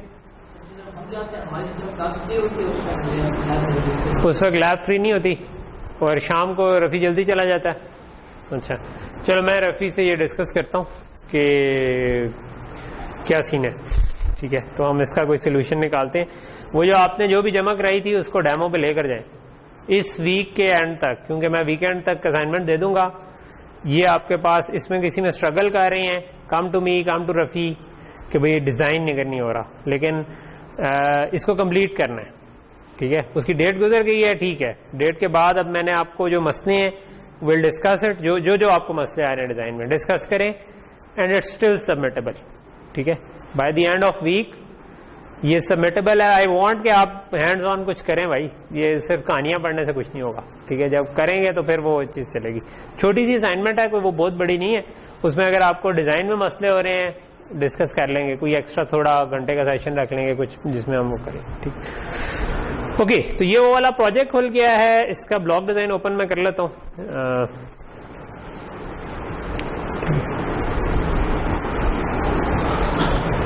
तो मैंने वो जो सबसे पहली थी वो बहुत ही छोटी थी, ठीक है। तो ये वाली उससे थोड़ी सी बड़ी है, ये भी छोटी असाइनमेंट है। तो मतलब at least this should be done. मतलब ये नहीं होना चाहिए कि ये, और ये पूरी क्लास की होनी चाहिए। ये नहीं कि दो बंदे ने मिलके इतना सा काम करना है, वो भी ना हो तो फिर फायदा कोई नहीं। फिर मैं इधर जो है ना वो ऑनलाइन ऑडियंस ही फिर कुछ पड़ेगी, आप लोग रह जाएंगे, ठीक है। ओके, सो ये वो वाला डिजाइन था जिसमें हमने AXI रैज बनाया था और BRAM कंट्रोलर से BRAM बनाई थी। इसमें अब हम चाहते हैं चेंजेस। सो इसमें क्या चेंज है? सबसे पहले तो जो हमने नई IP बनाई है उसका इंस्टेंस डालना चाहते हैं, फिर हम उसको कनेक्ट करना चाहते हैं।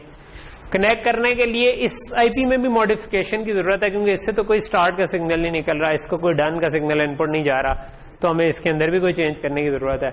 तो पहले हम उस वाली IP का इंस्टेंस इसके अंदर बना लेते हैं, ठीक है। सो लेट्स डू दिस कि मैं इसको वापस इधर भेजता हूं। तो अगर मैंने कोई और IP यूज करनी हो जो कि इसकी स्टैंडर्ड IP इसकी लिस्ट में ना हो, तो क्या करना पड़ेगा मुझे? पिछली दफा बताया था, IP कैटलॉग में जाऊंगा, लेफ्ट पे आ रही है आपके IP कैटलॉग, इसके अंदर आपके पास ये हमारी IP कैटलॉग खुल गई है, ठीक है। इसके अंदर मैं जाकर राइट क्लिक करके कहूंगा ऐड रिपोजिटरी, और इधर जाकर मैं ये BRAM सम जो हमने बनाया था इसका पाथ दे दूंगा। ये खुद ही उसके अंदर से ढूंढ के निकाल लेगा, ठीक है, और ये कहेगा कि ये IP है, ठीक है जी आपकी IP है, उठा ले। और जब ये आ जाएगी तो ये जो IP कैटलॉग है इसके अंदर मुझे कहीं पे यूजर IP में एक जगह पे कोई काउंटर हमने लास्ट टाइम ऐड किया था, इस जगह पे ये BRAM सम आ रही है, ठीक है। तो ये BRAM sum as an IP मुझे नजर आ रहा है। तो इसका मतलब है कि ये आपकी IP कैटलॉग में ऐड हो गया इस प्रोजेक्ट के लिए जो थी, और इस प्रोजेक्ट में अब मैं इसको यूज कर सकता हूँ। सो मैं अब डायग्राम खोलता हूँ और इसको लेट से मैं दोबारा बाहर करके मैक्सिमाइज कर दूं ताकि हमें नजर आती रहे कुछ ना कुछ। और मुझे इसको रेजिस से भी कनेक्ट करना है, मुझे इसको BRAM से भी कनेक्ट करना है, तो मे बी मैं इस सेक्शन को थोड़ा सा जूम इन कर लेता हूँ और इस BRAM को भी थोड़ा सा ड्रैग करके इसके करीब ले आता हूँ, ताकि मुझे इस जगह पे मुझे जो दूसरी पोर्ट खाली छोड़ी हुई थी इसके साथ मुझे उसको कनेक्ट करना है, और जो AXI रेजेस हैं उसमें भी मुझे चेंज करनी है। सबसे पहले तो मैं इसमें वो वाली IP इंसर्ट करूं, तो उसके लिए मुझे प्लस करना है। क्या नाम था उसका? BRAM सम। सो हम BRAM रखेंगे तो BRAM सम वर्जन 1 आ रहा है, तो ये हमारी वो वाली IP आ गई।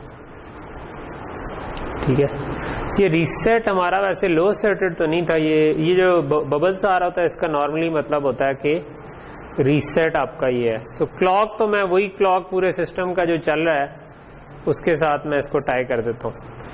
रीसेट पे मुझे थोड़ा डाउट हो रहा है कि ये लो सेटेड रीसेट आ रहा है, जो कि जबकि हमने जो पॉजिटिव क्लॉक में रखा है वो नॉट रीसेट नहीं रखा हुआ बल्कि वो रीसेट पे रखा हुआ है। लो सेटेड का मतलब है कि रीसेट जब 0 होगा तो चीज़ों को 0 करना है और 1 पे आप नॉर्मल चलते रहें। तो लेट्स से कि मैं अगर रीसेट इसको नहीं करूंगा तो हमने एक और काम भी किया हुआ था कि स्टार्ट जब तक 0 है तब ये वैसे ही रीसेट स्टेट में रहेगा, तो कोई बात नहीं। ठीक है, तो मेरा ख्याल है कि उसमें कोई इश्यू नहीं है। मैं रीसेट को 0 से टाई कर देता हूँ। ठीक है, मैं रीसेट को टाई नहीं करता, मैं 0 से टाई कर देता हूँ। वैसे जनरली ब्लॉक डिजाइन में अगर ना टाई करें तो वो 0 से खुद टाई कर देता है, बट हम उसको खुद भी 0 से टाई करते हैं। अच्छा, दूसरा मैं चाहता हूँ कि इन AXI रेजिस के अंदर से क्या हो भला कि एक स्टार्ट का सिग्नल निकले, जो पहले रजिस्टर की पहली बिट है वो स्टार्ट के तौर पर निकले, जो दूसरा रजिस्टर था प्रॉब्ली हमने वो डन के लिए रखा हुआ था। ठीक है, और आखिरी रजिस्टर को हमने सम के लिए रखा हुआ था। तो डन बाहर से आएगा, तो दूसरे रजिस्टर की पहली बिट पे हम चाहते हैं कि डन आ जाए, तो उसके लिए आप हमें इस IP को चेंज करना है। ठीक है, तो जब हमने IP को चेंज करना हो तो हम उसको राइट क्लिक करके ये कह सकते हैं, दो तरीके हैं। एक ये है कि ये जो IP है ना, आपको अगर इसका प्रोजेक्ट आपके पास जहां पर पड़ा है आप वहां पर खोलें, उसको चेंज करें और उसके बाद उसको दोबारा पैकेज कर दें IP, और फिर इस प्रोजेक्ट में आए और इसमें आप रिफ्रेश करें इसको IP कैटलॉग को, तो वो आपको कहेगा कि आपकी IP आउट ऑफ डेट हो गई है। हो सकता है आपके कुछ किए बगैर ही बता दे, क्योंकि ये बैकग्राउंड में जब आप ओपन करते हैं तो चेक करता है, तो आप उसमें जाके ना IP को अपडेट कर सकते हैं। और एक और तरीका ये होता है कि आप कहते हैं कि एडिट इन IP पैकेजर। इससे ये क्या करेगा, इस IP की एक टेम्पररी कॉपी आपके पास बनाएगा और एक नया प्रोजेक्ट खोल देगा जिसके अंदर आप उस IP को एडिट कर सकते हैं। तो मैं इसको कहता हूं कि यार एडिट करो, तो इसने आपका जो AXI BRAM के अंदर .temp बनाकर ना एक प्रोजेक्ट की लोकेशन, उसमें ये इसको खोल देगा। ठीक है,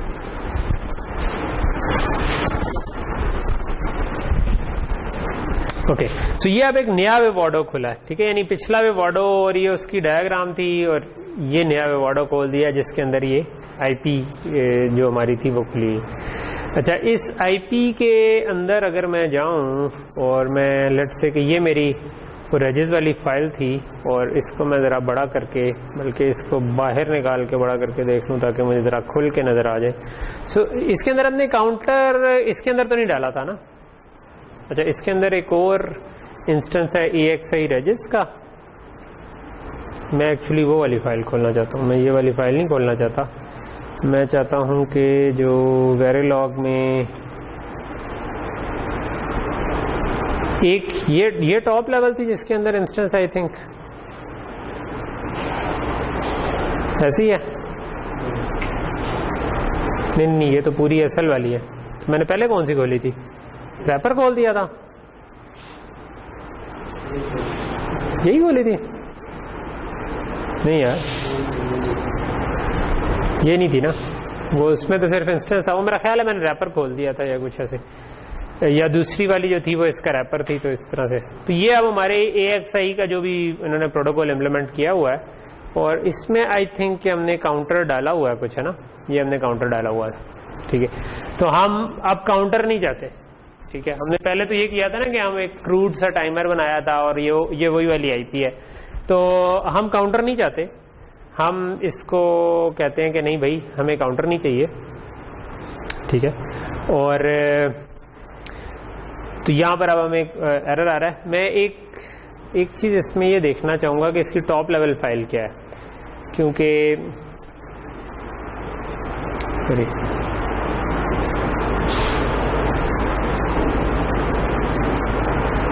दो फाइल है ना, एक ये है जिसके अंदर ये AXI पोर्ट्स हैं और इसके अंदर नीचे उसकी इंस्टेंस है AXI रेजिस का, और वो जो दूसरी है, तो दो फाइलें हैं, एक के अंदर इस वाली का इंस्टेंस है और इसके अंदर रजिस्टर्स है। सो ये टॉप लेवल फाइल है जिसके अंदर, तो मैं चाहूंगा कि टॉप लेवल पे मेरे कुछ सिग्नल्स ऐड हो, ठीक है।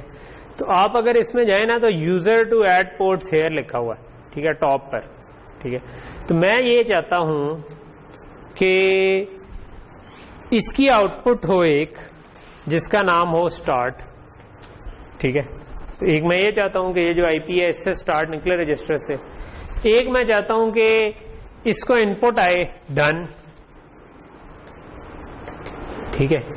और एक मैं चाहता हूं इसको इनपुट आए let's say 31 down to 0। Although ज्यादा बेहतर हो कि मैं इसको ये जो ऊपर पैरामीटर हैं इनसे किसी तरह लिंक कर दूं ताकि मैं जब भी अगर कभी साइज चेंज करना हो तो मैं इसका साइज चेंज कर सकूं। सो मे बी मैं यही कर लेता हूं, ठीक है। सो मैं 31 डाउन टू 0 के बजाय जो ऊपर 32 वाला था ना डाटा वेट था वो, और ये मेरा है सम नाम रखना था हमने, ऐसे ही है ना। यहां तक चीज समझ आ रही है कि मैंने टॉप लेवल फाइल के अंदर ये इनपुट्स बना दी और ये उन्होंने खुद जगह फराहम की हुई थी हमें कि आप इधर करें, ठीक है। यही मैं चाहता हूं कि ये जो नीचे हमारा ये वाला AXI रेजेस है इसके अंदर भी चला जाए, ठीक है। इधर से उसके लिए मुझे इसमें चेंज करनी पड़ेगी, ठीक है। तो मैं चाहता हूं कि इसको भी इनपुट आ रही हो, इधर भी आ रहा है user to add ports here, ठीक है। So what I can do is कि जो बाहर से आ रही थी जो मैंने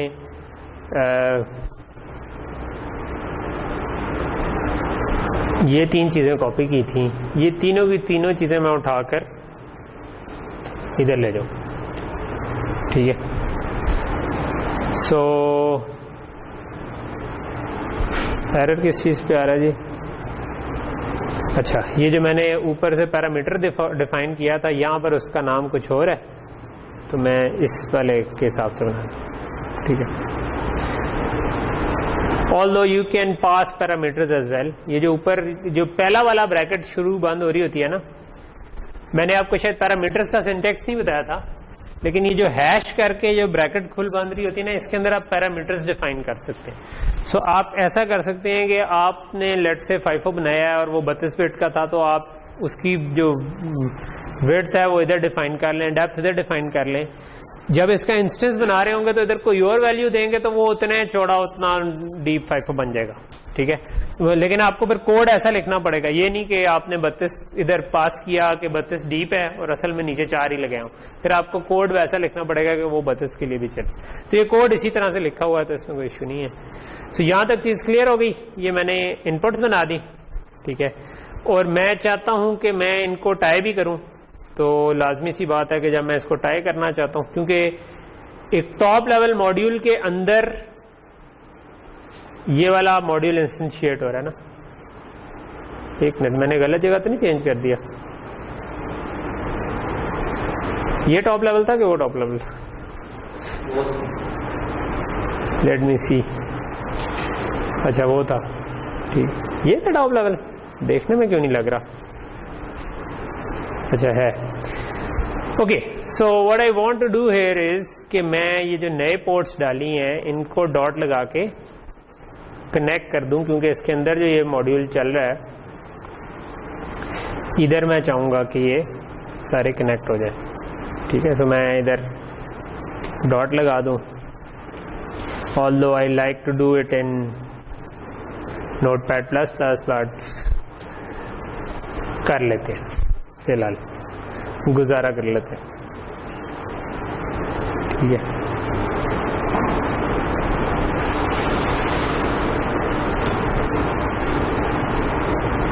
स्टार्ट को इधर पेस्ट कर दिया, डन को ही, क्योंकि इस जगह पे ये डिक्लेयर हुआ है, ठीक है। तो जो बाहर से इनपुट आ रही थी डन और सम, वो हमने डायरेक्ट टाई कर दी इस मॉड्यूल की, वो इसकी इनपुट बन गई। और यहाँ वहां से जो आउटपुट निकलती थी स्टार्ट, वो इस मॉड्यूल की भी आउटपुट निकाल दी। तो ये सारी वायर्स हैं, यहाँ पे तो डायरेक्ट फीड थ्रू हो गई। यहाँ पर ये जो हमारा मेन है, इसके अंदर हमें कुछ चेंजेस मारने की जरूरत है। एक मैंने काउंटर तो उड़ा दिया था इसके नीचे, लेकिन अब काउंटर के बजाय मैं क्या चाहता हूं कि मेरे पास जो बाहर से सम आ रहा है, ठीक है, वो इस जगह पर आ जाए, ठीक है। सो लेट से कि ये जो काउंटर है मैं चाहता हूं इसके बजाय मैं सम को टाई कर दूं, ठीक है। और दूसरा मैं चाहता हूं कि अच्छा, इनमें आप देखोगे ना तो ये रेजेस हैं, तो इनमें एक राइट साइड है, एक रीड साइड है। तो रीड करते हुए मार्क्स लगा हुआ है जो कि सामने कि स्टेटमेंट से मार्क्स बनता है। राइट करते हुए आपके हमने देखा था कि इन्होंने राइट ने उधर भी एक केस लगा हुआ था, लेकिन उसके अंदर लूप लगा हुआ था क्योंकि उन्होंने हर बाइट के लिए अलग-अलग इनेबल करना था। तो कोड इस तरह से लिखा हुआ कि बाइट इनेबल के साथ, वरना अदरवाइज उधर लूप ना लगता अगर फिक्स साइज का हमने बनाना होता, ठीक है। तो हमने जो सम है वो हम चाहते हैं कि इस जगह से रीड हो जाए। जो डन है वो हम चाहते थे रजिस्टर नंबर 1 पे हो, यानी जो रजिस्टर नंबर 0 है इसकी जो पहली बिट है उससे हम स्टार्ट जनरेट करना चाहते हैं। रजिस्टर नंबर 1 जो है 0 की पहली बिट से स्टार्ट जनरेट करना चाहते हैं। 1 की जो लेट से पहली बिट है उससे हम डन रीड करना चाहते हैं, ठीक है। तो ये रीड हो रहा है, ठीक है। तो रीड करते हुए मैं ये कर सकता हूं कि मैं इधर इस रजिस्टर पे वैसे तो मैंने नहीं लिखवाना, मैं कहता हूं कि ये 31 डाउन टू 0, तो भाई तुम उसी तरह रहो, ठीक है, मुझे कोई मसला नहीं है। लेकिन सॉरी 31 डाउन टू 1, लेकिन जो LSB है ना उस पे मैं डन लिखवा देता हूं। ये समझ आ रहा है आपको?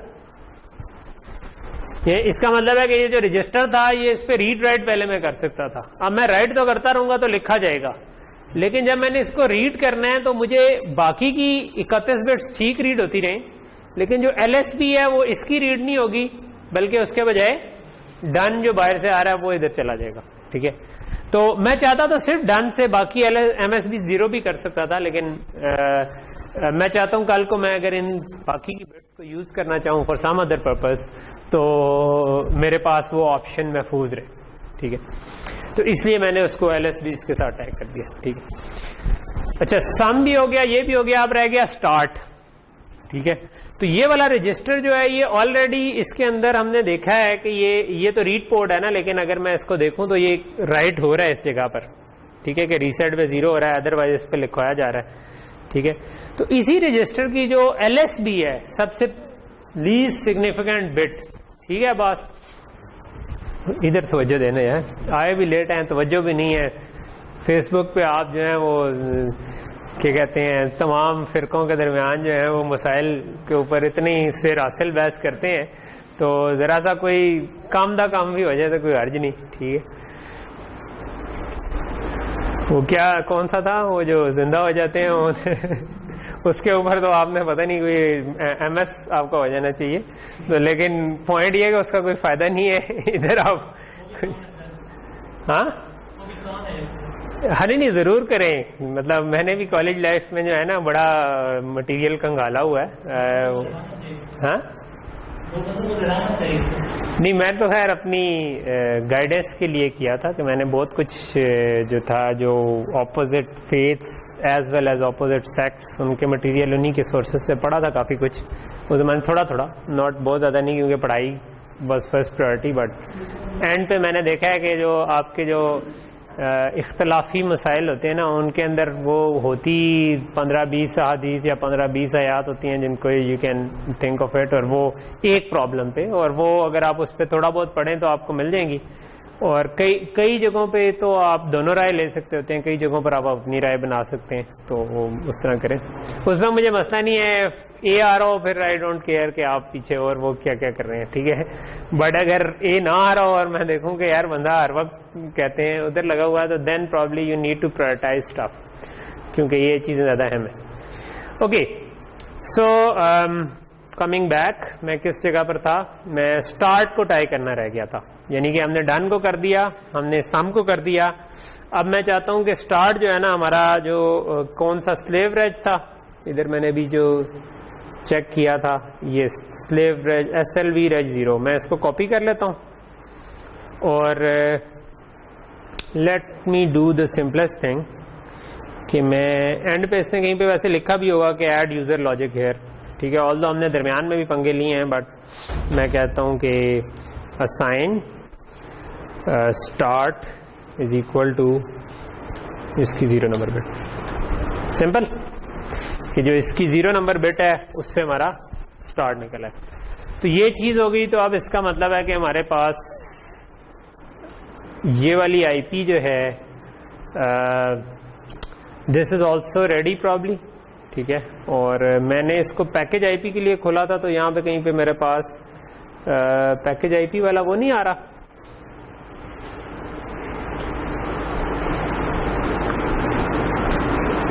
मेरे पास यहाँ पे कहीं पे इसको अगर मैं छोटा कर दूंगा तो शायद जनरली इस जगह पे, वैसे मैंने बंद तो नहीं किया उसको, सोर्स खोला था, या मैंने शायद गलती से बंद कर दिया। कहीं पे पैकेज आईपी की ऑप्शन नजर आ रही है आपको?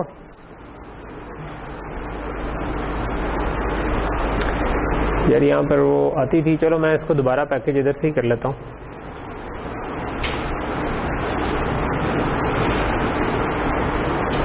कि मैं इसको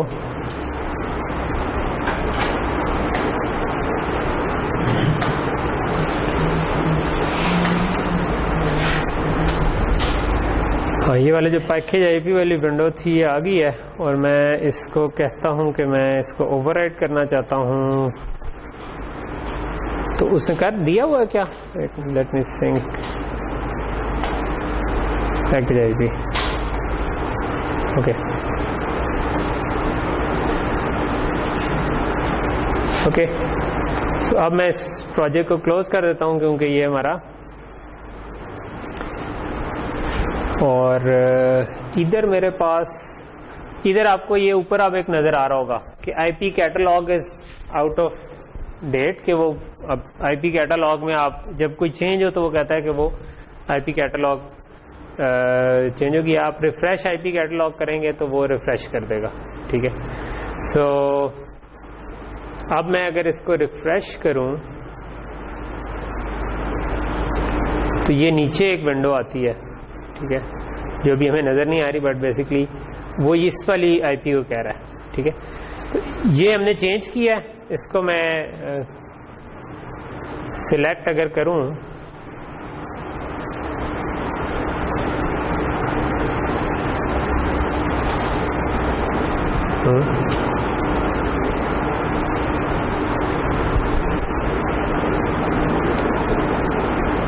सिलेक्ट नहीं हो रही फॉर सम रीजन। अच्छा, मुझे लगता है कि वो मुझे जो एक विंडो नहीं नज़र आ रही थी उसकी वजह से ये होगा। But anyway what I can do is कि मैं इसको उतार के दोबारा मुझे लगाना पड़ेगा। एनीवे अभी हमारा टाइम ख़त्म हो गया, ठीक है। बाय डिफॉल्ट जो है ना, जो मैंने जब दूसरा प्रोजेक्ट खत्म हो तो वो जो आईपी पैकेजर आ रहा होता है ना, जब आप उसको क्लोज करते हैं तो ये ऑटोमेटिकली उसको अपग्रेड कर देता है, ठीक है।